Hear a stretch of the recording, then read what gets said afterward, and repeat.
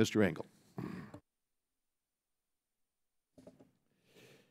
Well, thank you very much, Mr. Chairman, and as always, thank you for calling this hearing, and let me thank all witnesses and welcome you all to the Foreign Affairs Committee. You're very welcome. The Rohingya crisis is raging more than 8,000 miles from Washington.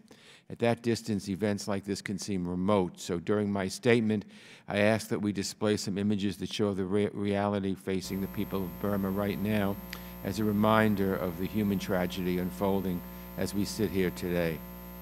These images are the result of the unprecedented level of violence in Burma's Rakhine state over the past 6 weeks. Violence that police and security forces have inflicted on civilians, inter-ethnic and inter-religious violence between Buddhist Rakhine and Muslim Rohingya. Because of this bloody conflict, more than 500,000 Rohingya, 60% of whom are children, have fled as refugees across the border into Bangladesh. More than 400,000 people left in the first 30 days, the swiftest exodus of any population since the 1994 Rwanda genocide and Serbia's 1999 ethnic cleansing in Kosovo. Now nearly 3/4 of those who have fled don't have adequate shelter and half have no safe drinking water. It's a heartbreaking humanitarian disaster and it's getting worse. The Burmese military has claimed that this brutal crackdown is the response to a clash that took place on August 25th, in which border security forces faced off against Rohingya insurgents, reportedly using knives, small arms, and small explosives. But this isn't just some skirmish that's gotten out of hand. It isn't a legitimate counter-insurgency or counterterrorism operation.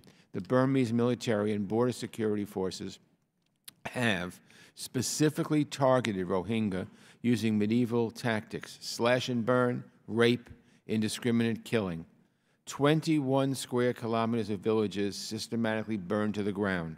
The UN's top human rights officials have called this a textbook case of ethnic cleansing. This flare-up is not an isolated event, but the latest chapter in a long history of discrimination against the Rohingya, a history in which they have been denied citizenship, the ability to work, freedom of movement. A few key Burmese leaders have figured prominently into recent events. As I see it, the only person in Burma who could put an end to this violence, clear the way for humanitarian aid, and allow for a full accounting of what occurred is Min Aung Hlaing, Commander-in-Chief of the Burmese military. Unfortunately, the intention of the military is clear: to remove Rohingya people from Burma. Some of those watching this horror have laid part of the blame at the feet of Aung San Suu Kyi, the moral and civilian leader of Burma. There's speculation that she's either not getting accurate information or is severely constrained politically. Some assert that she's unsympathetic to the events in Rakhine, but I personally have a hard time believing that a Nobel laureate, a champion of democracy, and a person of her moral fortitude — she's come here, we've met with her — would turn a blind eye to the immense human suffering taking place in her country. I think American policy towards Burma has complicated the situation. The Burmese military drafted the Constitution, which allows the military to operate with impunity, maintain veto power in the Parliament, and legally retake control over the government. And yet, when the United States lifted economic sanctions against Burma, we also lifted sanctions against the military and the businesses that fund them. So while Aung San Suu Kyi has little leverage to rein in military forces that run amok, it's now legal for American companies to do business with Burmese military-owned companies. It seems to me at a time that the Burmese military is waging this sort of violence against innocent people, we should reconsider our policy on targeted sanctions. And in the meantime, we need to confront a serious humanitarian crisis that's going to persist for years to come.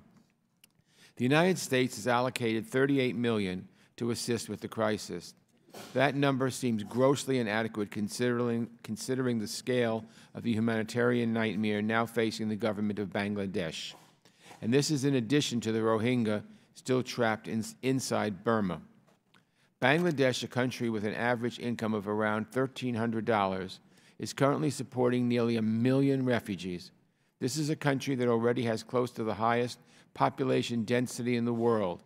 I want to recognize Bangladesh's Ambassador, Mohammed Ziauddin, who's here today. Your government has shown tremendous generosity in welcoming these refugees. Thank you.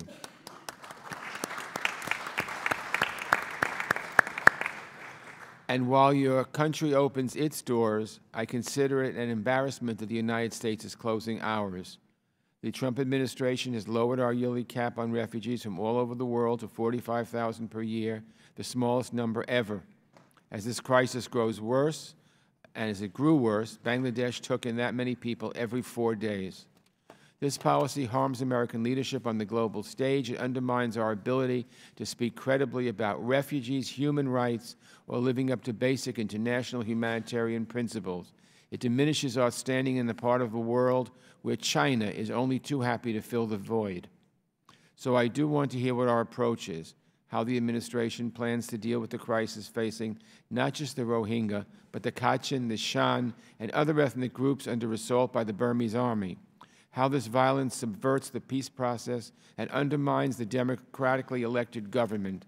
So I look forward to your testimony. I thank you again, Mr. Chairman, and I yield back. Thank you.